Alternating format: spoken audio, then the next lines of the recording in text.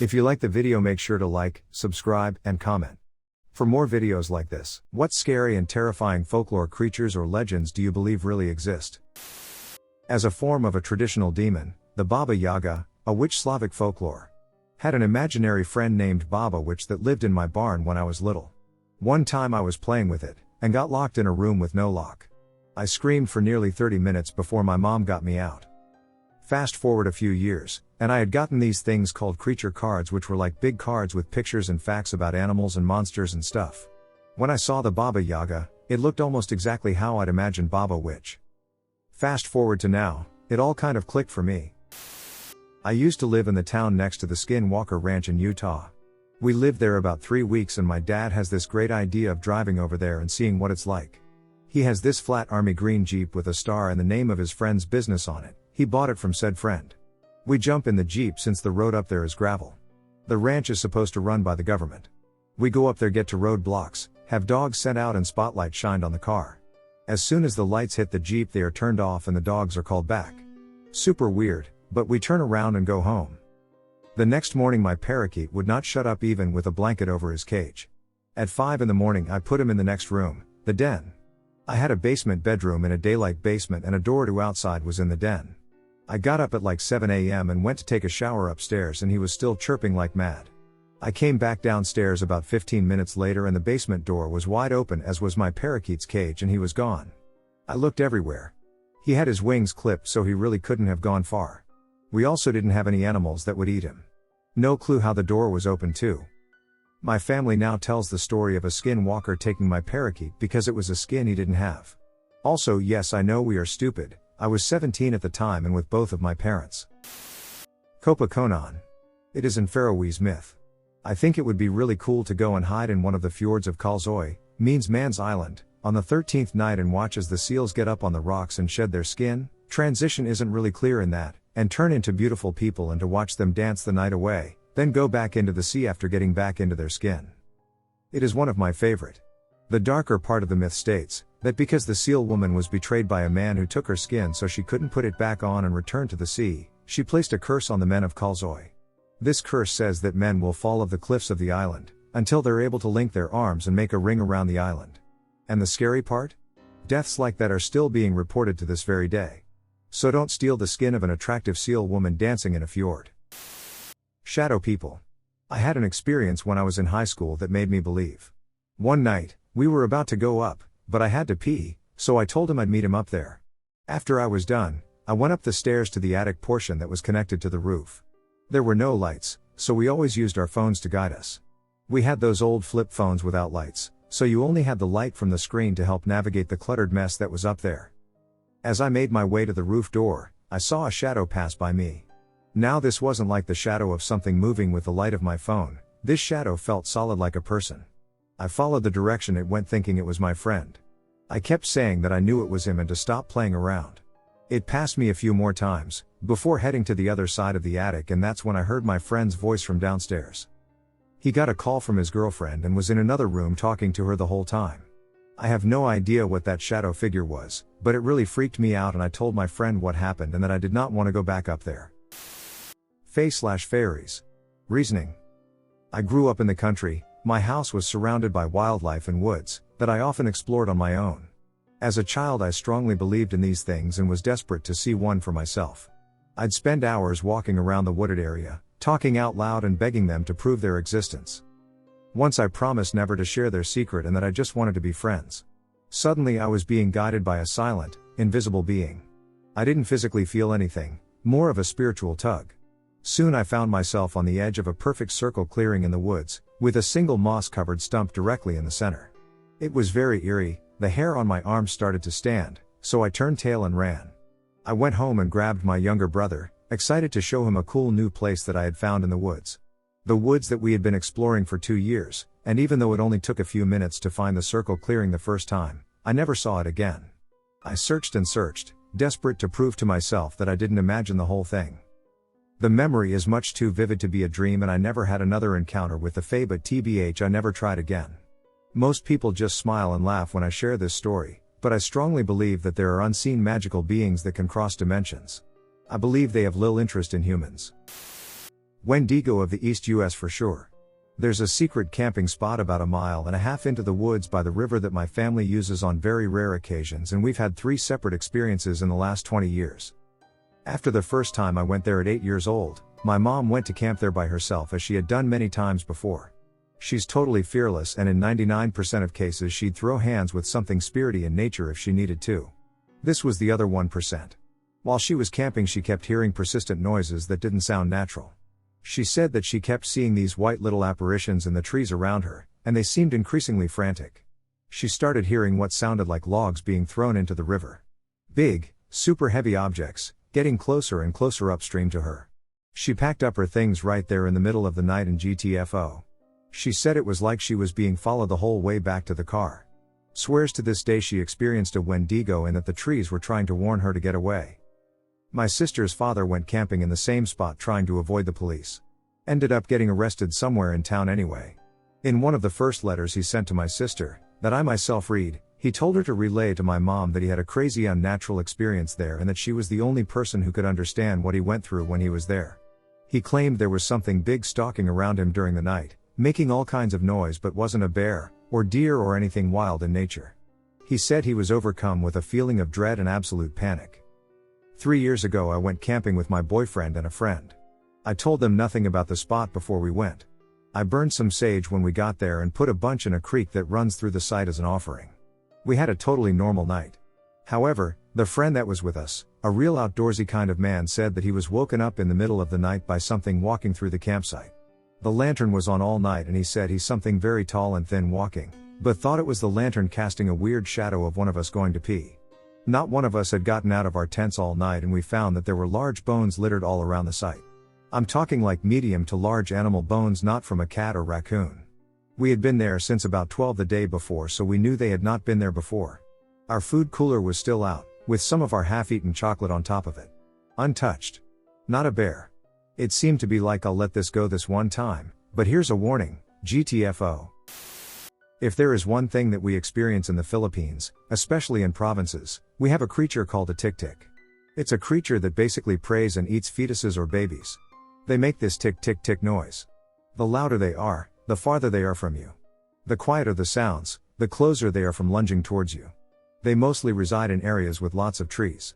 The reason why I believe in this is because we have experienced the former while my mom and dad experienced the latter.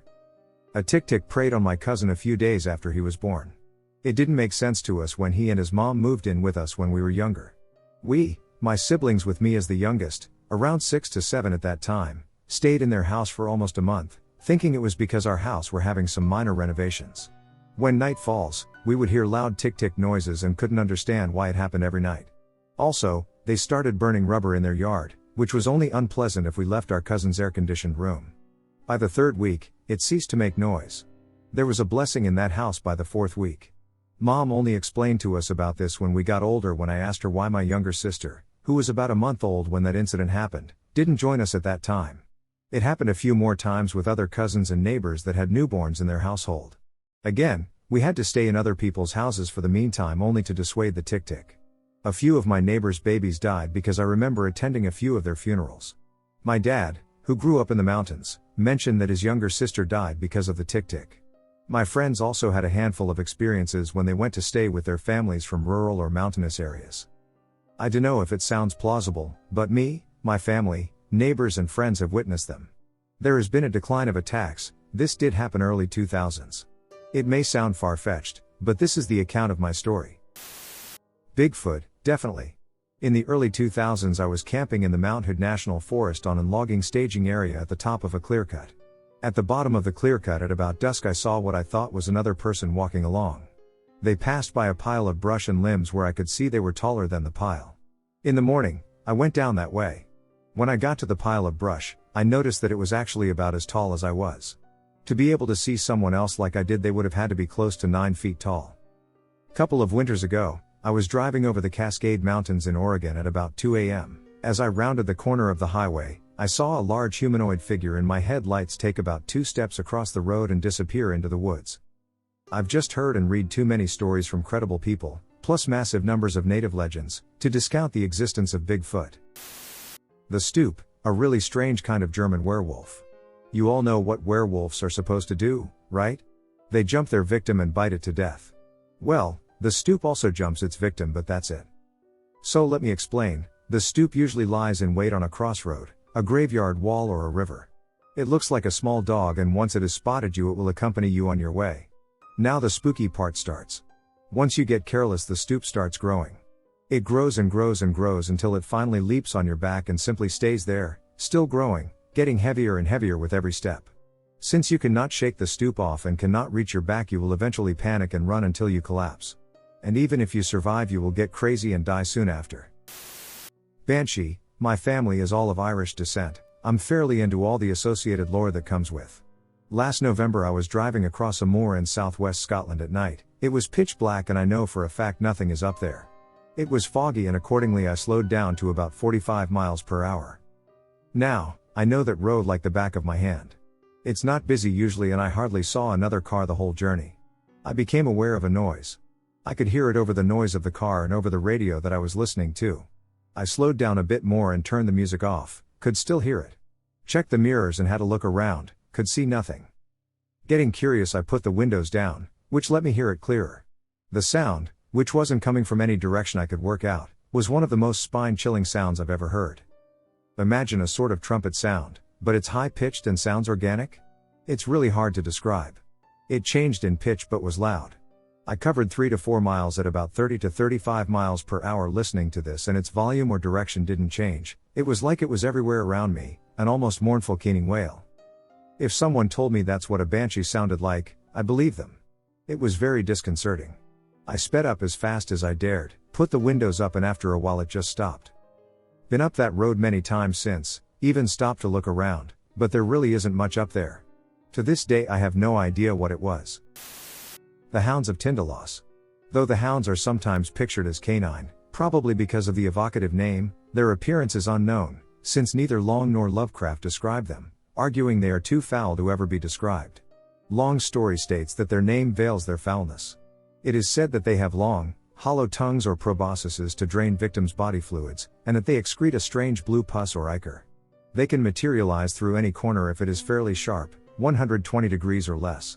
When a hound is about to manifest, it materializes first as smoke pouring from the corner, and finally the head emerges followed by the body. It is said that once a human becomes known to one of these creatures, a Hound of Tindolos will pursue the victim through anything to reach its quarry. There's a local legend in Albuquerque, New Mexico, which involves a mysterious and supposedly deadly sort of otherworldly creature. Some versions claim that it's a man-like shapeshifter, capable of blending in with the shadows as it stalks through the desert. Others describe the beast as being curiously canine in nature, albeit with 2 long limbs, black claws, and eyes that seem to burn like pinprick embers in the darkness. One thing that remains the same through every retelling, though, is the high and eerie keening noise it's said to make when it hunts down its prey. One evening when I was about 11 years old, I heard it. I had been lying in bed, reading beneath my covers with a flashlight, when a mournful howl pierced the air from somewhere across the moonlit sands. My first thought was that it had been a coyote. But as the sound echoed through the night for a second time, I felt a shiver of panic flash up my spine and a deep weight of dread coalesce in my chest. That evil wail was not the call of anything I had ever encountered, nor of something that should have even existed in the waking world. It was the cry of a nightmare incarnate, and no amount of reason or rationality could shake me of that notion. Now, at around the same time as this story, I'd been doing my best to foster a reputation for being an independent and unflappable badass. That goal went swiftly out the window as the screeches seemed to draw ever closer, and I quickly ran from my room to seek the protection of my parents. Upon reaching their door, though, I was presented with an even more terrifying discovery. The howls were coming from inside the house, along with a lot of heavy breathing and the occasional whisper. I couldn't look my mother in the eye for a week. Stories told around the fire at summer camp always affected me the most. The story of the watermelon baby stands out. The baby grew up with abusive parents who kept him locked up in the basement and only fed him watermelon every few days. Once he was older and harder to control, they allowed him to attend the nearby boys' summer camp.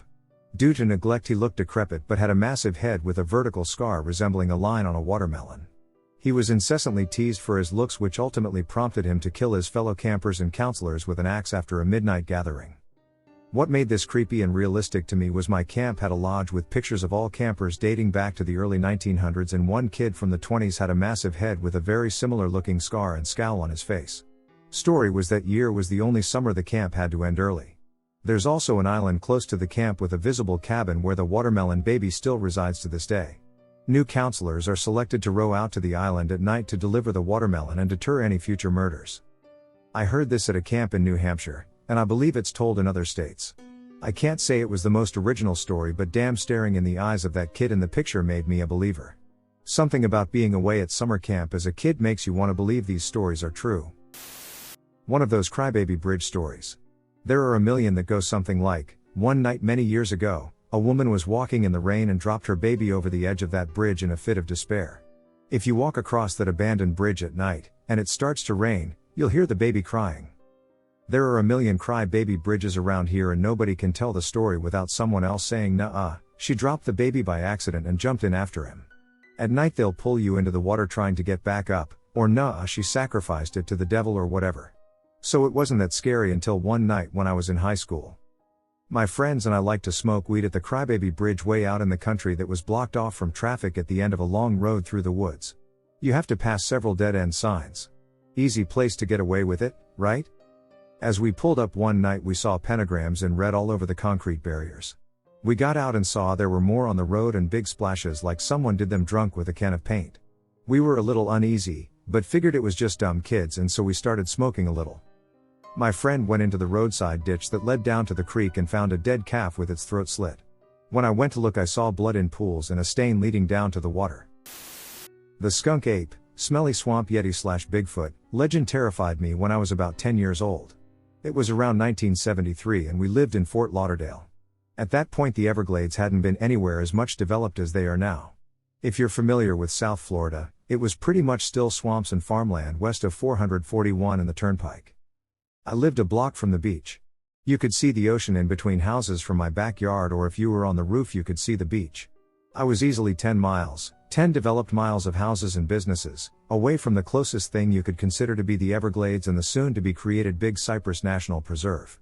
Oh, and you also had to cross the Intracoastal Waterway to get to my house, as where I lived is completely surrounded by water. You had to cross a bridge at some point to get to my house.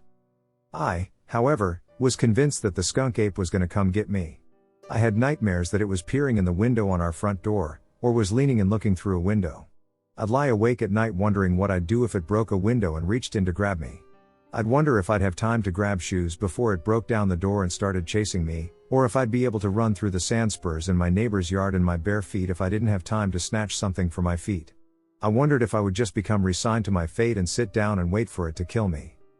This was all heavy stuff for a scrawny little girl, and my grandma, who was spending the winter with us and shared my room, finally heard me whimpering in my sleep one night and had me tell her my fears. She gave me a tight hug. She was there to protect me, she said, and no smelly Bigfoot was going to take me anywhere. Poof, there went the nightmares. I won't say they were gone instantly, but they did fade because I now had a protector. She was the best. A long time ago in the Pine Barrens, a desolate empty place in the middle of a marsh. A pregnant mother was in the middle of giving birth to her 13th child. This was the worst birth of all her children. The unborn baby fought and tried to stay put, but the midwives were much stronger and had successfully birthed more troublesome babies in the past. The mother, Mama Leeds as she was known, couldn't handle the pain. She screamed and cried as the weather outside went from a cool October night into a violent storm. Thunder, lightning, rain and wind. It was almost as if the mother and the storm were one. At the peak of the painful birth, the mother cried out, "This child is cursed. He has been laid by the devil's seed. I curse this child. Let it be a devil." As she cursed the child, Mother Leeds passed out. Eventually the midwives brought her round and placed the child in her arms. He was a beautiful child, clean pink skin and chubby arms and face. But the child began crying, and as he cried his skin turned black and serpent-like. Horns sprouted from his head and his body elongated. The chubby little fingers and toes melded into hooves and a tail began thrashing about. Terror and chaos ensued. The demon child was now twice the size of a grown man and monstrous. The midwives were the first ones to be eaten, before the devil went after his siblings and disappeared into the storm. Thus begins the tale of the Jersey Devil. When I was a child, I lived with my family in a small town in Thuringia, Germany. And there are some really old legends about gnomes. These are mostly nice stories where these little men come one night in a month to help the people doing their work. They made dozens of shoes and baked hundreds of breads in just a few hours. There was some pack that was made hundreds of years ago. The gnomes do that, but without being seen, and they are free to take a share of the food they made. And if the people hear the gnomes work, they had to stay in bed. For a long time the people were fine with that. But at one day the major of a small village got greedy. He wanted to know how the gnomes did what they do. So he built a trap in a bakery, waited until the night went and captured one of them. He confronted the other gnomes and told them he would only release the captured gnome if they tell him his secret. And they did. The next day the major was found in his house. It was filled up with breads and cakes he made. Hundreds of brand new shoes, shirts and trousers were laying around, and blood everywhere. The major's hands, arms and legs were broken, burned and cut open. His clothes was hanging from his body in slit up pieces. When some of the people tried to speak to him he was just laughing like a madman and told them I was working so hard, so hard. The gnomes never showed up again. From time to time there are reports of people who saw gnomes in caves or the forests of Thuringia. The legend of Hump Slump. Camp Matichook, just outside of Waterbury, Connecticut. I was there as a Boy Scout when I first heard of Hump Slump Shutter. We were sitting around the campfire on our first night, doing campfire stuff, when one of the older guys looked us over with a stern face and said, "There's something you all need to know about this place." We prepared ourselves for another story about rabid raccoons or hungry bears when he said two words that chilled us to our bones. "Hump Slump," he said. We were silent, instinctively knowing that those two words must have a dark and sinister meaning. He continued, 20 years ago, tragedy struck this camp. The camp counselors were preparing for a new group of scouts and were working on their fieldcraft. Fire building, chopping wood, and shelter construction soon turned into a friendly competition, a competition that some grew to take a bit too seriously. They were all good, but everyone knew that Humphrey Bigelow was the best, and some sought to knock him down a peg or two. He paced around us, the fire reflecting in his eyes. One night, they wanted to see who could build the fastest suspended rope bridge. Humphrey was ahead, as usual, and was finalizing construction of one of the tripod towers when the unthinkable happened.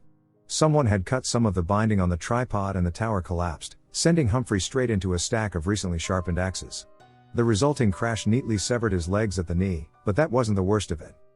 We sat in stunned silence. What could be worse than severed legs? He quickly answered our unspoken question. After Humphrey fell, he tried to stand up and collect his legs but only managed to lose his balance and fall into the roaring campfire. His body was soon engulfed in flames, apparently due to an overzealous application of bug spray, but he somehow maintained consciousness.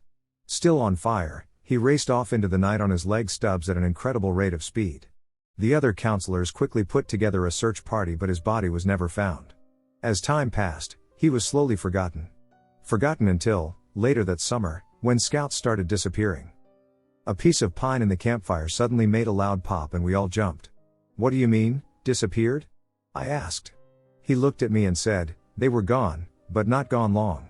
Their bodies were always found a few days later, legless and contorted. Reports started coming in, of a short man with long arms, moving through the forest at incredible speeds. Humphrey was back and soon became known as Hump Slump. Legend has it that if you find a large stick or log on your cot, he's coming for you next. With the night winding down and feeling a little freaked, I made my way back to my tent, half expecting to see a log on my sleeping bag. There was nothing there, but my tent mate not so lucky. He walked in a few minutes later and freaked out. I don't think he slept that night. I'd occasionally wake up and hear him sobbing. He left for home the next day, or so I was told. In my hometown there is a legend that is semi-famous about a creature called the Frogman or Loveland Frog. It's a creature that stands erect about 4 feet tall with leathery skin. The creature has been spotted 3 times supposedly, once in 1955 and twice in 1972 by 2 different police officers on separate occasions. The creature was allegedly first sighted in 1955. The exact date of the sighting is unknown, but it's said to have been in May. There are 3 different versions of that story that only differ slightly from each other. The 3 stories start the same way, with a businessman or a traveling salesman driving along an unnamed road late at night. The stories start to diverge at this point. According to the first one, he was heading out of the Branch Hill neighborhood when he spotted 3 figures along the side of the road. They were 3 to 4 feet tall, had leathery skin and frog faces, and stood erect on their hind legs. In the other 2 versions, the creatures were spotted under or over a poorly lit bridge. There are a number of bridges in Loveland going over the Little Miami River. The businessman watched the figures converse for a while until one of the creatures held a wand over its head and fired a spray of sparks, startling the businessman into fleeing the scene. The next widely recognized sighting occurs on the 3rd of March 1972 at 1 a.m. A police officer named Ray Shockey, a local officer who was born in Loveland and spent 40 years on the force starting in 1971, claimed to have been driving carefully because of icy conditions along the Riverside Drive heading into Loveland when a creature scurried across the road in front of his vehicle. The creature was fully illuminated in his vehicle's headlight, and he provided the following description. The creature was 3 to 4 feet tall, about 50 to 75 pounds, and had leathery skin. The creature was crouched like a frog, but stood erect and stared directly at him. It then climbed over the guardrail back down towards the river. In an investigation by Shockey's fellow officers, scratch marks or abrasions on the guardrail where the incident had been reported were found. However, there is no photographic evidence to support those claims. 2 weeks after that incident, a police officer named Mark Matthews had another encounter with the creature. He saw something crouched along the ice while driving and mistook it for an injured or dead animal. He intended to remove it from the road, but the creature stood erect on its hind legs. The officer shot at the creature, which then hobbled over the guardrail and into the river. Matthews gave a similar description to the one Shockey gave, except for the addition of a tail. I feel like anyone in northern Ohio has heard. Swift's Hollow, Gore Orphanage. In the late 1800s, there once stood a place in Vermilion, Ohio called Gore Orphanage. The orphanage was run by Old Man Gore, who frequently mistreated the children in his care. Many believe that he killed some children, burying them in and around the orphanage.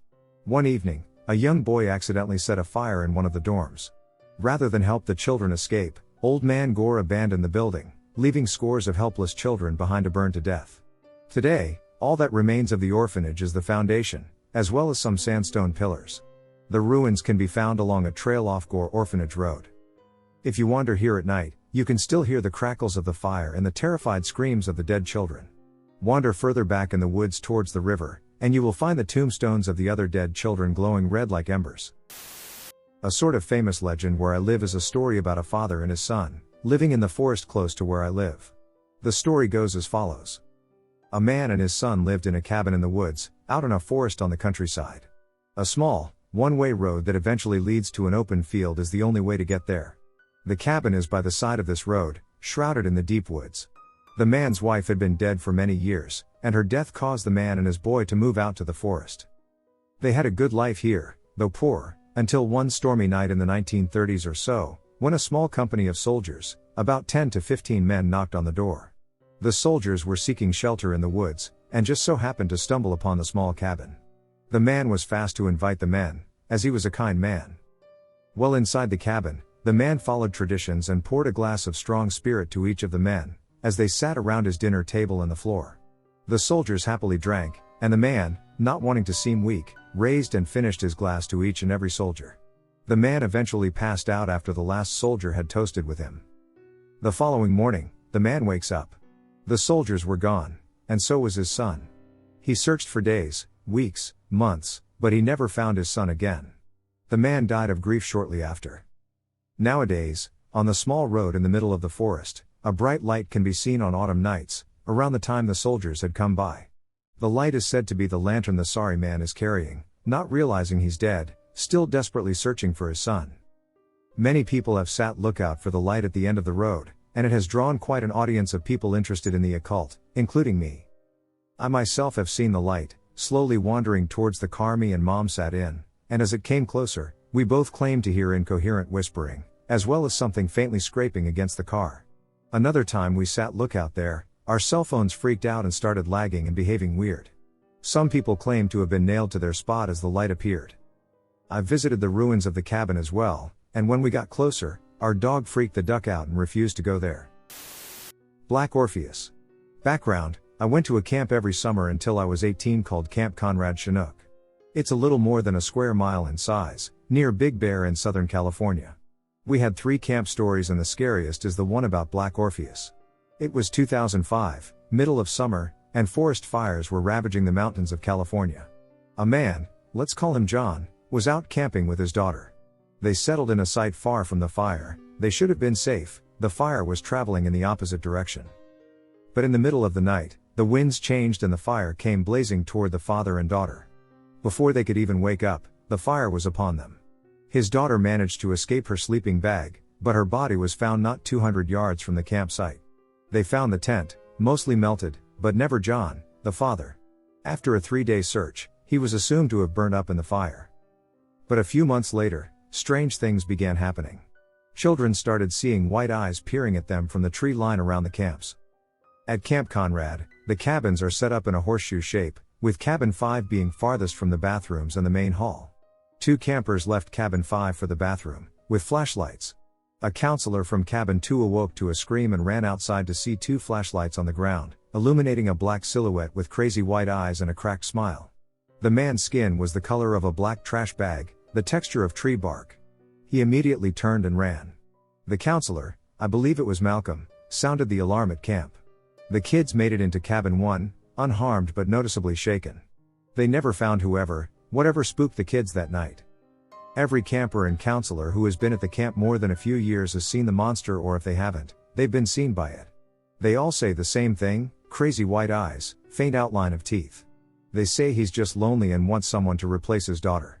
Others say he's old and hungry and just wants some real meat. I grew up in western Washington state, about an hour north of Seattle, more specifically near a small lake.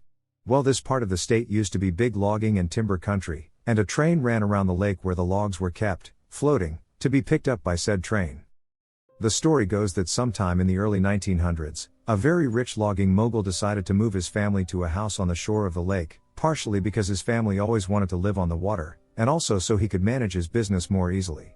He had 2 daughters and a son, all around 12 years old.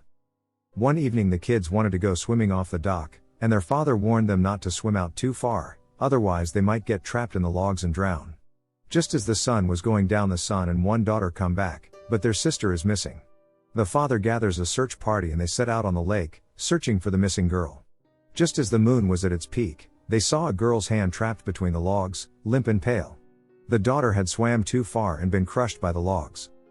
Legend goes that on nights with a full moon, and if the lake is perfectly still, there may just be a woman standing at the end of a dock dressed in a soaking gown, asking for help. Whatever you do, don't.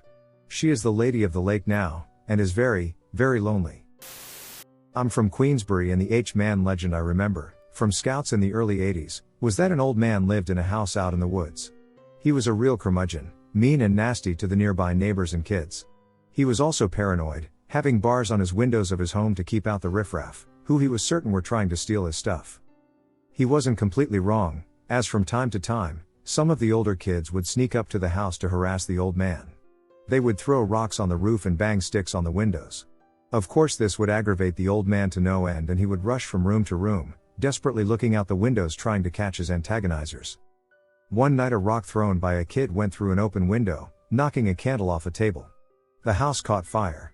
Unaware of the fire until it was too late, the old man tried to escape from his house, rushing from room to room, but the barred windows prevented him from breaking free from the confinement of the inferno. As the fire grew more and more intense, he called out for help, yelling and screaming. Although they could see the fire and hear the shouts for help, none of the neighbors went to his aid. Eventually the fire consumed the house, and in a desperate attempt to escape the flames, the old man pressed his body up to the bars on the window, burning a large H into his chest, causing excruciating pain and resulting in an equally horrendous howl of suffering. Finally the house collapses into a pile of fiery embers, ash and smoke. The death cry of the old man also subsides as life is roasted from cauterized body. Now the H-Man roams the woods and neighborhoods, looking to exact vengeance on the children who started the fire and deliver revenge to the adults who didn't bother to help him. Sometimes you can hear him moaning for help, or was it just the wind? Denton, Texas, Old Alton Bridge, called Goatman's Bridge by locals. This an iron-through truss bridge built in the late 1800s that spans Hickory Creek connecting Denton and Copper Canyon. In the early 1900s a black goat farmer moved to the area and set up residence just north of the bridge. He became successful and was known by the locals as the Goatman, which is one reason we call the bridge Goatman's Bridge. The success of a black man was pretty unwelcome, so some Klansmen in the local government got a little violent after he placed a sign on the bridge that read "This way to Goatman's." The Klansmen kidnapped him and lynched him. When they lynched them, they hanged him over the side of the bridge. After throwing him over, they checked to see if he had died. The noose was hanging there, empty. The Klansman panicked, returned to his home, and slaughtered his wife and children. Every once in a while it'll be misty over the creek, but the only place the mist forms is in that small area under and around the bridge. If you cross the bridge at night with your headlights off, you will be met on the other side of the bridge by the Goatman. Ghostly figures and strange lights have been reported by visitors, along with touched, grabbed, and having rocks thrown at them. Another reason we call it Goatman's Bridge is that there have been satanic/witchcraft rituals performed under the bridge, and since then people have witnessed a demonic satyr, which is also called a Goatman, roaming through the woods in the area around the bridge. So, I had a football coach back in high school who was also one of my teachers for a semester. He told us one story that freaked us all out pretty bad. He had a coaching job at a small college in Montana when he was a lot younger and newly married. He said that after practice one evening, he was making his long commute home, and the route ran alongside just fields and fields of hay, grain, whatever. Since it was late summer/early fall, it wasn't even approaching dark yet. His car was an old beat-up truck with just a bench seat. Anyway, he's driving along when he sees a hitchhiker on the shoulder. This being back in the day and in small-town Montana, my teacher pulled over to let the guy in without a second thought. The man was described as wearing a really old, outdated style of suit. Not quite a zoot suit, but styled in a similar, baggy way. He also had a big, stylish hat. This guy looked like he was out of the 40s, and sort of like a pimp. My teacher thought it was weird that he was so overdressed, it being super hot out. But maybe that was the only clothing he had. So the guy gets in next to my teacher without a word. Teacher asks him where he needs to go, and the guy just points forward. Teacher drives on. Later, my teacher tried talking to the guy, just trying to make simple conversation, but the guy wouldn't speak or even acknowledge him. He just pulled his hat down like he was sleeping. Out of nowhere, the guy just tips up his hat, looks out the window, and says, "Stop the car, now." My teacher pulls over and lets him out, not wanting to offend a possibly crazy man.